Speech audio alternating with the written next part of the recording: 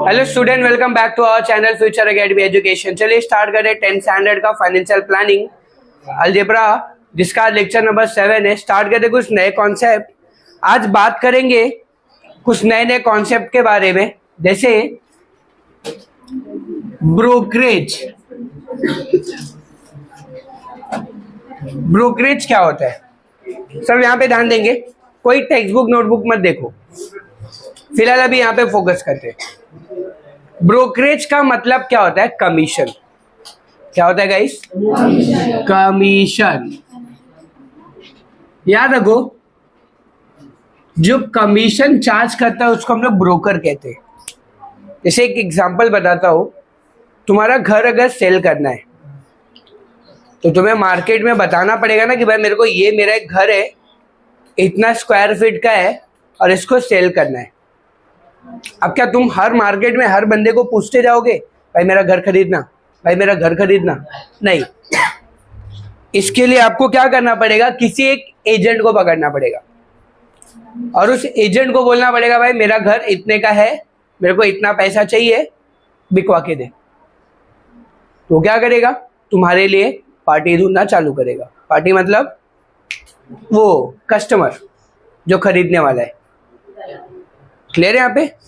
और वो एजेंट क्या करेगा? तुम्हारे बजट के हिसाब से कस्टमर ढूंढ के लाके देगा तुमको और तुमसे बदले में पैसा लेगा। 2%, 1%, जितना भी होगा, जितना तुम्हारा डील हुआ रहेगा, उसको क्या कहते हैं? कमीशन। और उस कमीशन को क्या बोलते हैं हम लोग? ब्रोकरेज। और जो कमीशन चार्ज करता है उसको क्या बोलते हैं? ब्रोकर। वो मेरे से भी लेगा, वो तुमसे भी लेगा। मेरे से भी लेगा 2% और तुमसे भी 2% लेगा। समझे यहाँ पे? ऐसे ही शेयर्स को बेचते वक्त एजेंट को कमीशन देना पड़ता है। अब याद रखो, शेयर्स हम लोग बाय और सेल तो करते, परचेस और सेल तो करते with the help of agent. तो एजेंट फ्री में काम करके देगा क्या अपने को? नहीं। एजेंट को क्या देना पड़ेगा बदले में? कमीशन। ठीक है, कमीशन देना पड़ेगा। हिंदी में दलाल वगैरह बोलते, कॉमन लैंग्वेज। तो इस चीज को हम लोग क्या कहते हैं? ब्रोकरेज कहते हैं। ब्रोकरेज समझा ना? ब्रोकरेज का मतलब क्या होता है? कमीशन। कमीशन हम पे कर रहे हैं, कमीशन हमें मिलता है। तो याद रखो, बस एक चीज याद रखना है कि तुमको परचेस करते वक्त कमीशन, ब्रोकरेज जो होगा वो ऐड होगा। परचेस करते वक्त ब्रोकरेज क्या करना है? ऐड। और सेल करते वक्त ब्रोकरेज क्या होगा? माइनस। ये दो चीजें आपको याद रखनी है। क्लियर है यहाँ पे? ब्रोकरेज कभी भी, परचेज याद रखो, ब्रोकरेज के अंदर क्या होता है? ऐड होता है। और सेल करते वक्त ब्रोकरेज क्या होता है? माइनस होता है। क्लियर है यहाँ तक? चलो अब हम बात करेंगे आगे म्यूचुअल फंड। सुना है? ऐड इसका सीखा है? Mutual fund subject to market risk, सुना है ना ऐसा ऐड वगैरह? मतलब पता है किसी को म्यूचुअल फंड क्या होता है?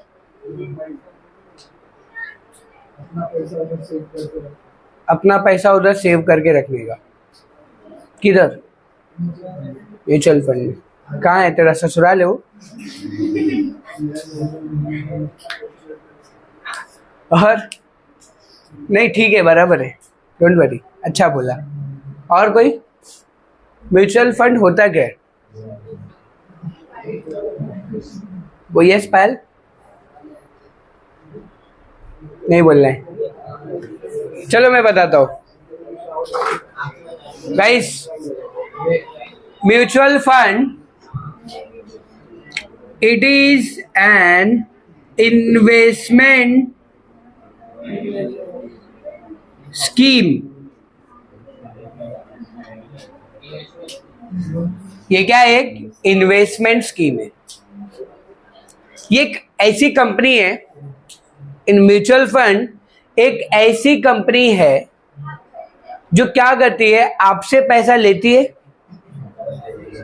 और उसी पैसे को अलग अलग कंपनियों में इन्वेस्ट कर देती है। यहां पे म्यूचुअल फंड एक ऐसी कंपनी है जो आपसे पैसा उठाती है और उसी पैसे को अलग अलग कंपनियों में इन्वेस्ट कर देती है। मतलब एक तरीके का म्यूचुअल फंड भी क्या करती है, पैसा इन्वेस्ट करने का काम करती है और वो पैसा ऐसी जगह लगाती है जहां पे पैसा सेफ हो, जहां पे आपका पैसा सेफ हो। मतलब मैं ऐसा बोल सकता हूं, as comparison to shares mutual fund less risky है। लॉस यहां पे भी होता है, लॉस यहां पे भी होता है, लॉस शेयर्स में भी होते हैं, बट कंपैरिजन करो दोनों की जगह तो शेयर्स में ज्यादा लॉस होता है और यहाँ पे कम होता है। यहाँ पे लेस रिस्की है लॉस होने के, आपके पैसे डूबने के कम खतरे। कहाँ पे? म्यूचुअल फंड में। म्यूचुअल का मतलब क्या होता है? अंडरस्टैंडिंग, पैसे के बारे में समझना, समझ के इन्वेस्ट करो, ये हमें वो समझाता है। ठीक है, याद रहेगा। और इसके अंदर म्यूचुअल फंड कंपनी जो क्या है, वो क्या करती है, आपसे पैसा लेगी और बदले में यूनिट्स देती है। बदले में क्या देती है? यूनिट्स। वापस मैं बताता हूं, जैसे तुम लोग किसी शॉप पे गए, कपड़े लेने गए, तो आप उस शॉप वाले को क्या देते हो? पैसा देते हो और बदले में क्या लेते हो? कपड़ा। यही है ना कि खाली पैसा दे के चले आते हो? नहीं, बदले में चाहिए ना भाई कुछ, भाई कपड़ा लेना है अपने को। ऐसे ही जब मैं म्यूचुअल फंड कंपनी के पास जा रहा हूं तो म्यूचुअल फंड कंपनी से मैं क्या लूंगा? मैं उनको पैसा दूंगा और बदले में जो ले रहा हूं उसको यूनिट्स कहा जाता है। क्या कहा जाता है? यूनिट्स। जैसे आप शेयर मार्केट में पैसा लगा रहे हो तो आप किसी कंपनी को पैसा दोगे तो कंपनी क्या देगी? शेयर देगी। तो म्यूचुअल फंड कंपनी शेयर नहीं देती है, म्यूचुअल फंड कंपनी क्या देती है आपको? यूनिट्स देती है। याद रहेगा यहां पे। तो यहां पे क्या लिखेंगे? Mutual fund company gives units in the form of investment.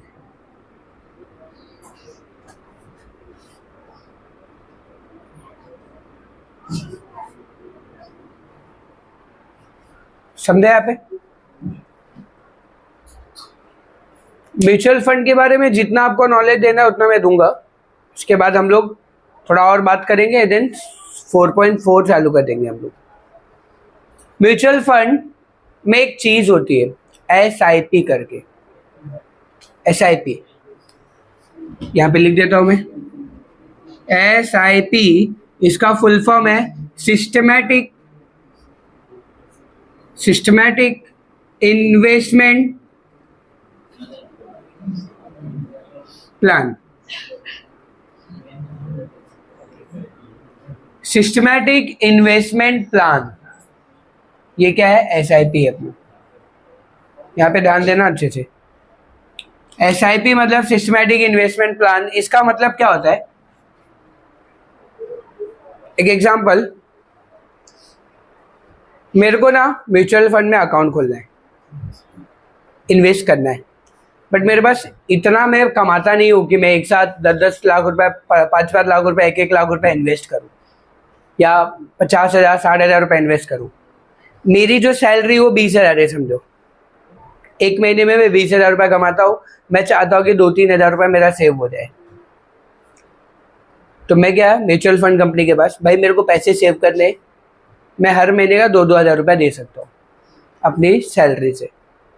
तो म्यूचुअल फंड कंपनी क्या बोलेगी? ठीक है, हर महीने 2-2 हज़ार रुपया पर्टिकुलर डेट पे कर दे।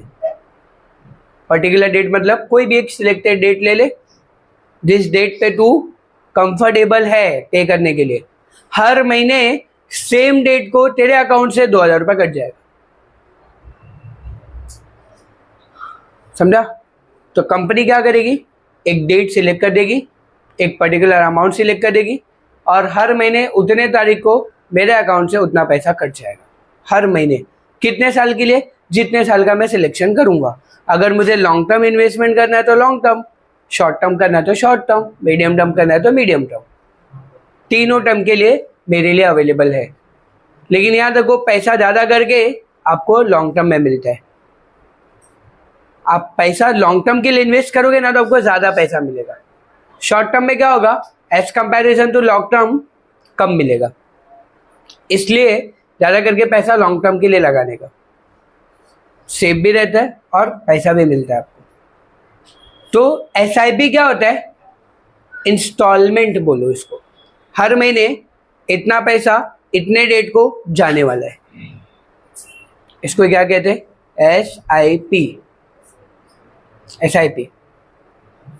बात समझे यहाँ पे, बोलो समझ में आ रहा है गाइस क्या मैं बोल रहा हूँ? इसी को हम लोग क्या कहते हैं, SIP, सिस्टमैटिक इन्वेस्टमेंट प्लान। मतलब it is an amount which is deducted from the account.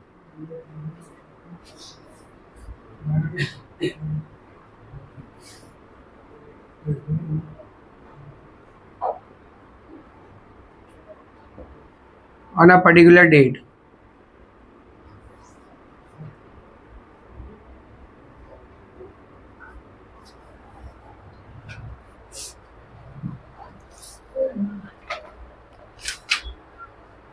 बस इतना ही था, सबने यहाँ पे सिस्टमैटिक इन्वेस्टमेंट प्लान SIP इतना क्लियर करो, कंप्लीट करो, फिर आगे बढ़ते हैं हम लोग।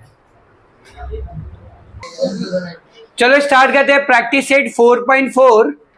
क्वेश्चन नंबर 1 क्या दिया है, market value of share is 200 if the brokerage rate is 0.3% then find the purchase value of the share. क्या दिया, देखो मार्केट वैल्यू ऑफ शेयर दिया है 200। मैं यहाँ पे लिख देता हूँ क्या क्या दिया है, मैं मार्केट वैल्यू दिया है 200 रुपीज, और क्या दिया है, ब्रोकरेज, रेट ऑफ ब्रोकरेज दिया हुआ है। गाइस आवाज नहीं, 0.3%। तो बोला है परचेज वैल्यू निकालने को बोला है।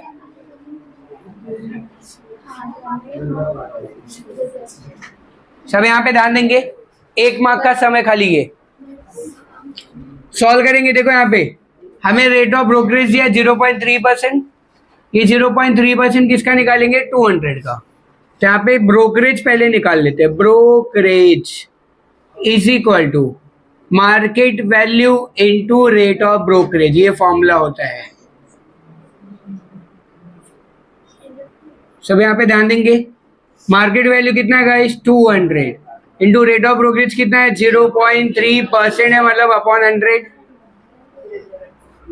0 0 कैंसल, 0 0 कैंसल, 2 3 जा 0.6, ब्रोकरेज मिल गया अपने को। यस, यहाँ पे ध्यान देंगे, ब्रोकरेज 0.6।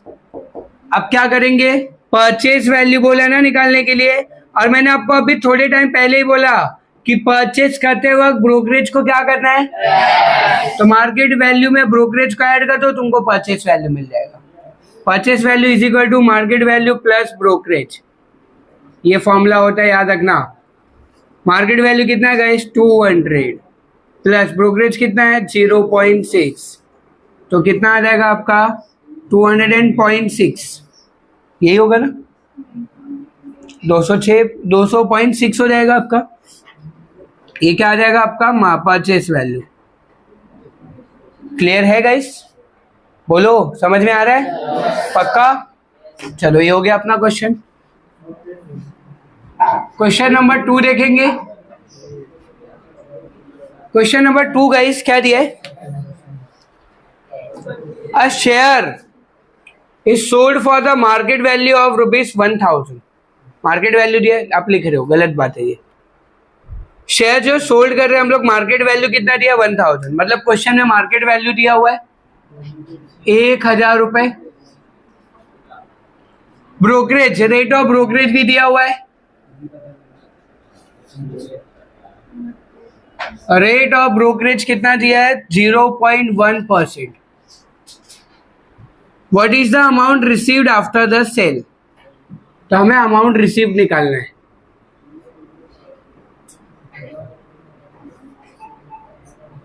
यही निकालना है अपने को. देखेंगे, ध्यान देना है यहाँ पे. अब सेल करते वक्त ब्रोकरेज क्या करते हैं, माइनस करते हैं. तो पहले हम लोग ब्रोकरेज निकाल लेते हैं. Brokerage is equal to market value into rate of brokerage. Short में लिखाओ. मार्केट वैल्यू कितना है 1000 इंटू रेट ऑफ ब्रोकरेज कितना है 0.1%. 0 0 कैंसिल, 0 0 कैंसिल. 10 को 0.1 से मल्टीप्लाई करेंगे तो 1 आएगा आंसर. कितना आएगा आंसर 1. 1 रुपया ब्रोकरेज. अब अमाउंट रिसीव्ड कैसे निकालोगे.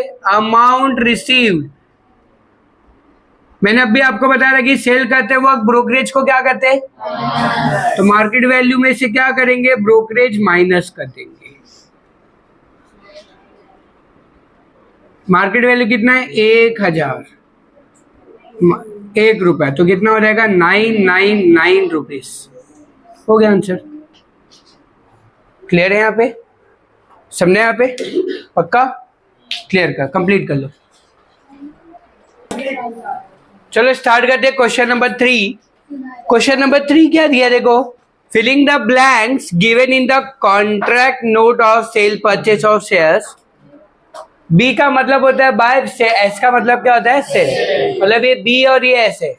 एक आप ट्रांजेक्शन कर रहे हो बाय का, परचेस का, और एक आप ट्रांजेक्शन कर रहे हो सेल्स का. यहाँ पे आपको ये बॉक्सेस फिल करने हैं. तो कैसे फिल करेंगे यहाँ पे ध्यान से देखना, अच्छे से देखो.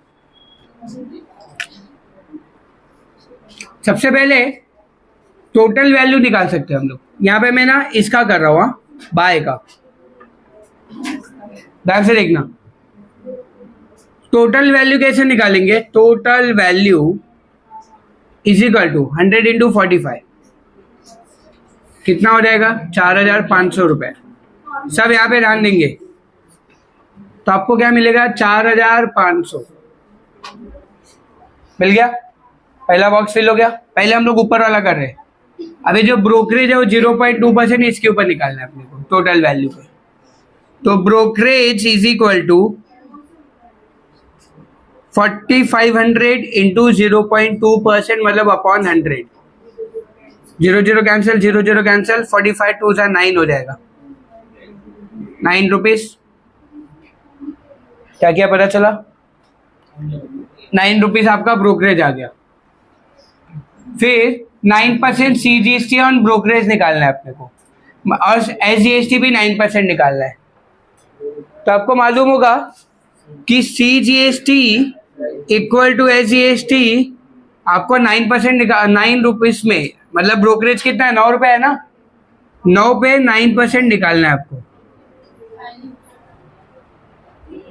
ऊपर लिख देता हूँ, कोई दिक्कत नहीं, ज्यादा दिक्कत मत लो. ऊपर लिख देता हूँ CGST SGST equal to brokerage कितना है 9 रुपया. 9 पे 9% निकालना है अपने को. 9 9 जा 81 आएगा, सॉरी, डिवाइड बाय 100 0.81. कितना आ गया 0.81. तो 0.81 यहाँ पे भी लिखेंगे और 0.81 यहाँ पे भी लिखना है. अब मैंने आपको बताया था परचेस करते वक्त ब्रोकरेज क्या करते हैं हम लोग, ऐड करते हैं. मतलब ये क्या करना है, सब ऐड कर देना है. तो प्लस कर दो, कितना आता है, सबको प्लस कर देंगे. 4500 प्लस 9, पहले इसको ऐड कर लो, 4509 हो गया. अभी 0.81 दोनों को एक बार पहले प्लस कर लो. 1 1 कितना होगा 2 होगा. 8 8 16, 1 कैरी, यहाँ पे 1 आ गया. 1.62 कितना आ गया 1.62. अब यहाँ पे 26.91 कितना होगा 10 1 4510.62। तो आपका जो आंसर आएगा 4510.62 आ जाएगा। कर लिया हमने पहला बॉक्स। सेकंड वाले में क्या करेंगे? सेकंड वाला क्या है? एस है। एस मतलब क्या होता है? एस का मतलब सेल होता है। ठीक है, देखो इसको इससे मल्टीप्लाई करेंगे। अब इसका कैलकुलेशन यहाँ पे करते हैं हम लोग।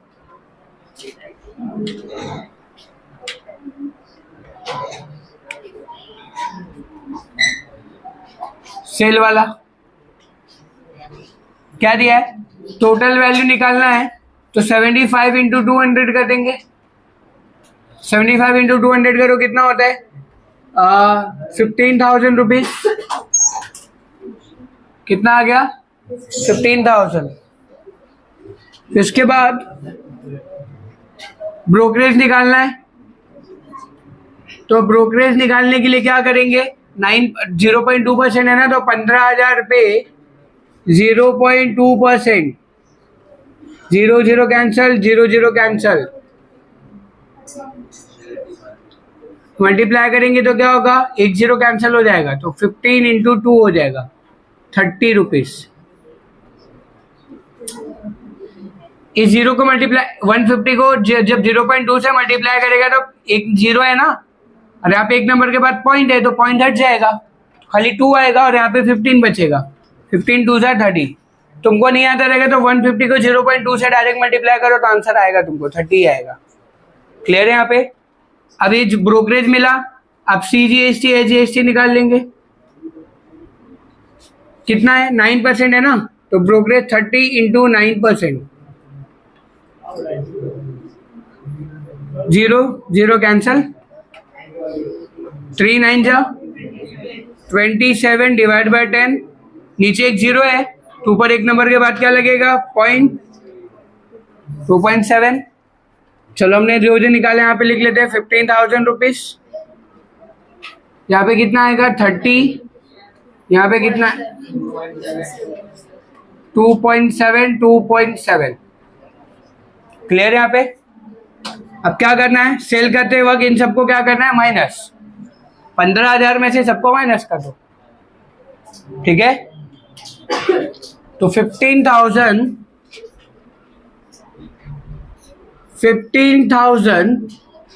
में 30 रुपया माइनस कर दो पहले, तो 0 7, यहाँ पे क्या बचेगा? 9, यहाँ पे क्या बचेगा आपका? 4। 14,970 आता है। अब इन दोनों को भी माइनस करना है, तो पहले इसको प्लस कर लेंगे तो 5.4 हो जाएगा।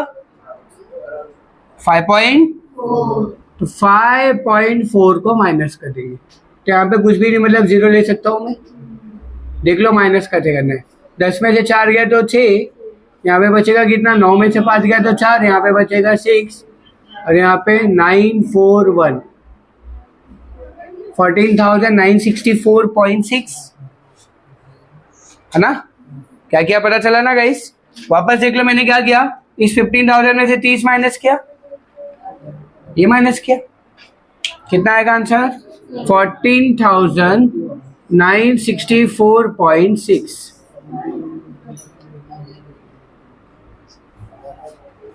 समझा फीलिंग? कैसे किया पता चला? एग्जाम में अगर आपको आया तो आपको ये याद करना है कि टोटल वैल्यू कैसे निकालते हैं? इन दोनों को मल्टीप्लाई करके। या इसके ऊपर ब्रोकरेज निकालना है, ब्रोकरेज के ऊपर GST निकालना है, परचेस करते वक्त सबको ऐड करना है, सेल करते वक्त सबको क्या करना है? आपका आंसर आ जाएगा। क्लियर है यहाँ पे? क्लियर है यहाँ तक? पक्का? चलो, तो आज के लेक्चर में बस इतना ही रखेंगे हम लोग। बाकी नेक्स्ट लेक्चर में कवर करते हैं क्वेश्चन नंबर 4 और क्वेश्चन नंबर 5। ठीक है? वीडियो अच्छा लगा तो प्लीज चैनल को सब्सक्राइब कीजिए एंड फ्रेंड ग्रुप में शेयर कीजिए, और अगर आपको कुछ डाउट है, कुछ क्वेरीज है तो कमेंट बॉक्स में लिखिए। Thank you so much guys.